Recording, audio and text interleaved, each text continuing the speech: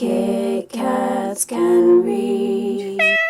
Hey guys, it's Casey. Welcome to another video, and today I'm bringing you part number 2 of my rereads list, my updated rereads list. So part 1, you would have seen my standalone paperbacks that I would like to reread.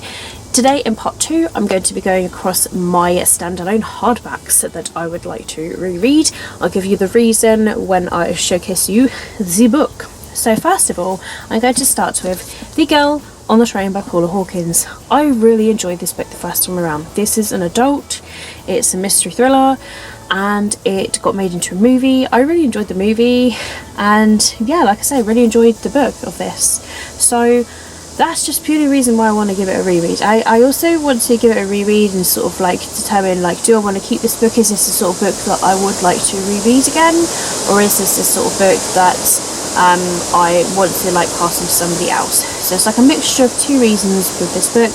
But yeah, I just remember enjoying it the first time around, and yeah, hopefully I can get around to reading it at some point. Maybe like sometime this I was going to say fall, but I'm in the UK, we call it autumn, so sometime this autumn. The next hardback standalone I've got here is Finding Audrey by Sophie Kinsella. This is a brilliant book that is about somebody who's going through anxiety, but I don't remember too much about what happens in this book. I just know that this girl really struggles with social anxiety and like leaving the house. I thought it was brilliant myself. Again, it's Sophie Kinsella. It's like her, I think it's like her young adult debut, this one, if I remember correctly. But I just really enjoyed this book, to the point that I just want to reread it, refresh my mind on it, and just see how I think about it like a few years on. Next of all, I have here one of my favourite books, and that is How to Be Popular by Meg Cabot. This I've owned for years, but I read this years ago. I freaking loved this book, like so much. So again, I just want to give it a reread so I can remember everything that like happened in this book. And oh my gosh, it's just been so long for this book, and Meg Cabot is one of my favourite authors, so that's another reason why I would like to give it a reread. Next of all, I have here The Host by Stephanie Meyer. Now I'm holding this up because I know that there was going to be a sequel to this, but we're still kind of like waiting for that, so at the moment it's like a standalone. So I remember it took me like 150 pages to get into this book when I was reading it. I watched the movie, and then the movie wanted me to read the book. So then after I watched the movie, I got into it a lot better, and I just read it, and then I finished it. Oh my god, this book was just brilliant. I mean, The Host, the movie of The Host is one of my favourite movies. I've got it on DVD, I've watched it a fair few times. I'm literally really obsessed, especially with the men that are in it. They are gorgeous. So we have The Host book, and I've only ever read this once, and it was a fair few years ago now. I read this book, crikey, it was the year of the movie, so we're talking a fair few years ago, and I loved it. I loved it. And even though it took me it was quite a slow start, and I was warned that it would be a really slow start to this book, and as I was getting into it, I was just like, oh, you know what, it just got better and better and better. I just loved it. I mean, it's a big bulky book, but I've just ended up flying through it in the end. Really enjoyed it. Can't wait just to give it a reread. Next of all, I have Fangirl by Rainbow Rowell. This is one book that I am actually super intrigued to give a reread. I know when I first read this, I gave it 4 out of 5 Kit Kats. The reason I remember docking a star is because of the fan fiction. That there's some people that are just really interested in the fan fiction, but I really didn't care too much about it. And I think that's just because I like to focus on one story at a time in one book. If it's going to be about Fangirl, I want to read Fangirl. And then, Carry On, I would read as a separate book. I do own Carry On, I haven't read it yet. So I just want to reread Fangirl and see if my feelings and thoughts have changed on this. Maybe I don't mind reading a bit of fan fiction alongside, but I just like to keep my head focused on one story at a time.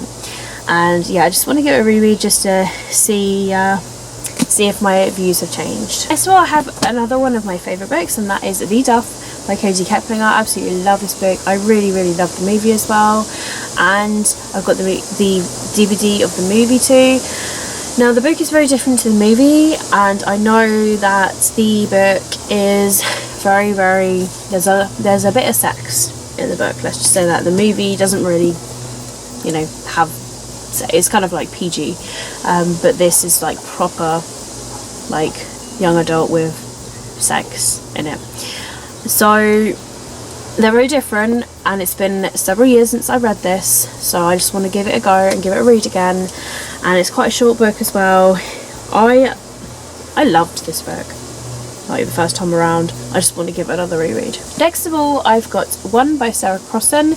This is a story that's told in verse, so this won't take me long to get through, but I don't remember too much about it. I know that this is about conjoined twins. I really enjoyed this book the first time around when I read it, but like I said, I don't remember too much about it, so that's why this is on the reread list. Every Last Word by Tamara Ironstone, another one of my favourite books.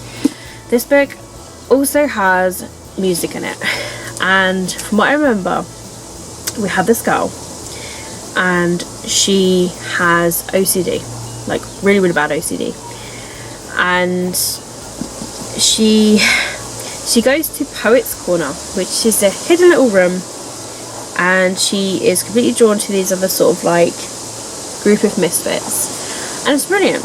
Like, we've got a musician there, and it does a fantastic job on OCD. It's so good. Tamara Stone is brilliant, absolutely brilliant. I need to read more books by her actually, but first of all I just want to reread this book because it was phenomenal. And oh my god, I just want to dive into this again just to like remember everything fantastic about it, and yeah, that's why this is on my reread list. Another favourite book of mine is A Week of Mondays by Jessica Brody. Jessica Brody, another one of my favourite authors.